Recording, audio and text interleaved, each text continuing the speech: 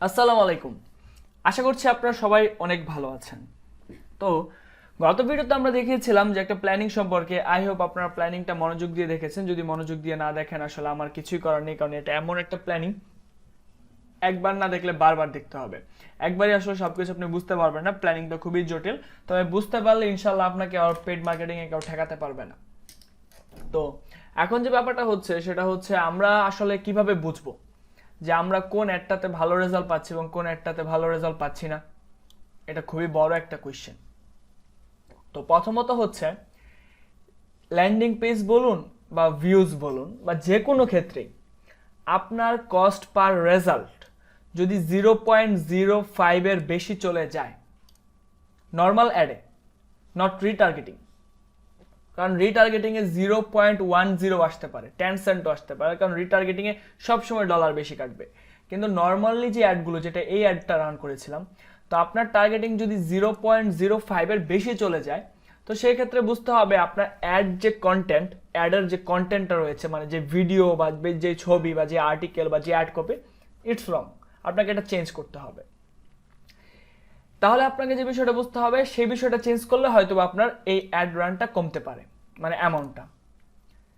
যদি তাও না কমে, সেকেন্ড একটা বিষয় আপনাকে চেঞ্জ করতে হবে, সেটা হচ্ছে আপনার অডিয়েন্স। হয়তো আপনার অডিয়েন্স ভালো না। যেমন আমি বলি, আমি এখানে একটা যে ব্র্যান্ড ভ্যালুটা, আমি যে এই অডিয়েন্সটা যদি সিলেক্ট করি আপনাদেরকে একটু দেখাই, এখানে মেবি আমার অডিয়েন্সের সময়সীমা ছিল 20 থেকে 50। তো আমার অডিয়েন্স ছিল কিন্তু 20 থেকে 50। সো আমি এখান থেকে কিন্তু ভালো রেজাল্ট পাইনি, তার কারণ আমার অ্যাড কপি সেম ছিল কিন্তু আমার রেজাল্টটা ভালো ছিল না। রেজাল্ট ভালো ছিল না তার কারণ হচ্ছে আমার টার্গেট আসলে এরা না। আমার টার্গেট হচ্ছে আপনার যারা 16 থেকে 26 বা 30 বছর বয়সের নিচে, এরা হচ্ছে আমার টার্গেট। যার কারণে কিন্তু আমি রেজাল্ট খারাপ পেয়েছিলাম। তো এটা অবশ্যই আপনি কস্ট পার রেজাল্ট দেখলে বুঝতে পারবেন। আর এটা তো আসলে ভিডিও পোস্ট এঙ্গেজমেন্টের, এটা সবসময় রেজাল্ট কমই আসে। তো আপনি যদি বুঝেন যে নিউ 0.05-এর বেশি যাচ্ছে, আপনাকে বুঝতে হবে এখানে কোনো একটা কাজ করতে হবে।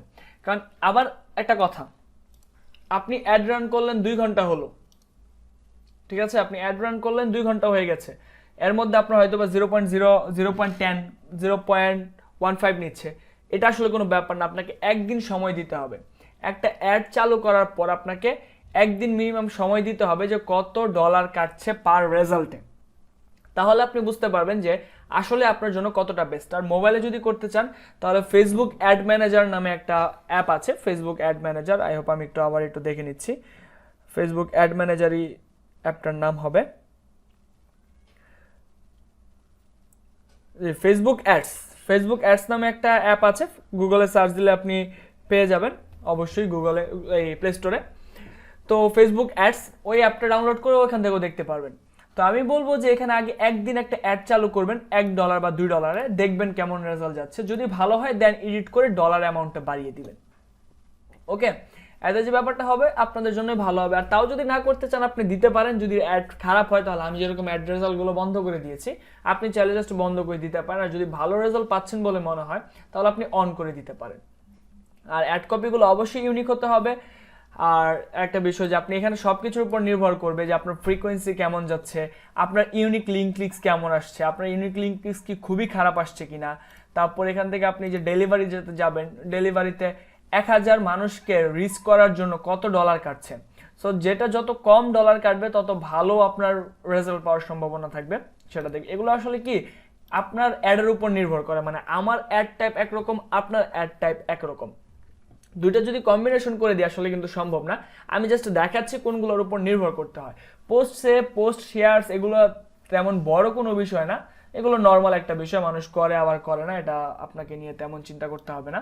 তো ভিডিও এঙ্গেজমেন্ট, যদি আপনার ভিডিও ভিউজ হয় তাহলে দেখবেন যে 75% কতজন দেখছে। সো এখানে দেখেছিলাম যে আমি 75% খুব কম মানুষ দেখছিল, যার কারণে কিন্তু আমি এই একটা রান করিনি। কারণ এখানে দেখেন ডলার কিন্তু আমার অনেক কেটেছে, কিন্তু 75% পর্যন্ত দেখছে মানুষ, মাত্র 35 জন মানুষ। এটা আমি সাথে সাথে অফ করে দিয়েছিলাম।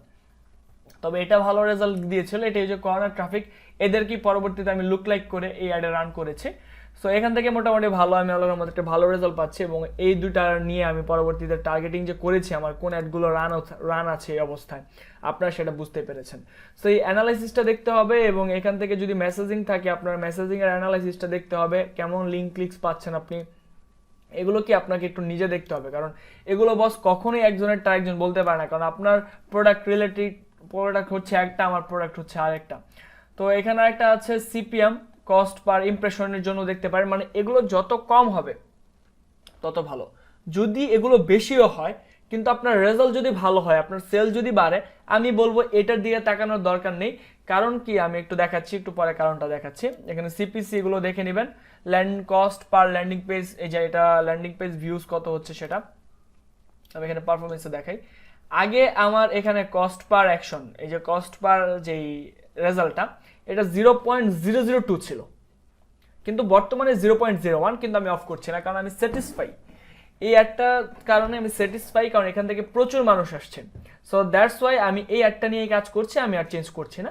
আপনারা চেঞ্জ করবেন, টেস্ট করে করে দেখবেন। আসলে একটা অ্যাড নিয়ে যদি কাজ করে ফেলেন তাহলে আসলে তেমন ভালো রেজাল্ট পাওয়া যায় না। টেস্ট করতেই হবে, অবশ্যই অবশ্যই টেস্ট করতে হবে। আর এখানে আমার প্রায় আজকেই মেবি এই রেজাল্টটা শেষ হয়ে যাবে, সো আমি চাই না এই রেজাল্টটা এখনই শেষ হয়ে যাক। যদি বাড়াতে চান এখান থেকে এডিট অপশন আছে, অ্যাড সেট অপশন আছে, আপনি এখান থেকে যাবেন, আপনার টাইমটা ধরবেন, ইন্ডিং টাইম আমি ধরুন এখান থেকে আবার এই মাসের 27 তারিখ করে দিচ্ছি। 27 তারিখ করে দিয়ে আপনি পাবলিশ করে দিবেন, দেন আপনার এটা কিন্তু অটোমেটিকলি রান হয়ে যাবে। সো রিভিউ নিতে পারে, আবার সরাসরি পাবলিশও হয়ে যেতে পারে। তো আমি এখন দিব না, কারণ আমি পরবর্তীতে এটা একটু চিন্তা ভাবনা করে আপডেট করব, তো এই কারণে আমি এখন এটা দিচ্ছি না। সো এই ছিল মোটামুটি বিষয়। আশা করি আপনারা বুঝতে পেরেছেন কিভাবে কি করতে হবে, আর তেমন কিছু বলার অবকাশ রাখে না। সো সবাই ভালো থাকবেন, সুস্থ থাকবেন, আর এই বিষয়গুলো একটু মিলিয়ে নেবেন। পরবর্তী ভিডিওতে আরও কিছু টিপস অ্যান্ড ট্রিক্স শেয়ার করার চেষ্টা করবো। আমরা প্রায় কোর্সের শেষের দিকে চলে এসেছি। তো সবাই ভালো থাকবেন, এবং কেমন শিখতে পারছেন সেটা অবশ্যই জানাবেন। নতুনত্ব কোনো কিছু যদি প্রয়োজন পড়ে আপনারা আমাদেরকে জানাবেন, আমরা সেটা দেওয়ার চেষ্টা করবো। সবাই ভালো থাকবেন, সুস্থ থাকবেন, আমার জন্য দোয়া করবেন। আল্লাহ হাফেজ।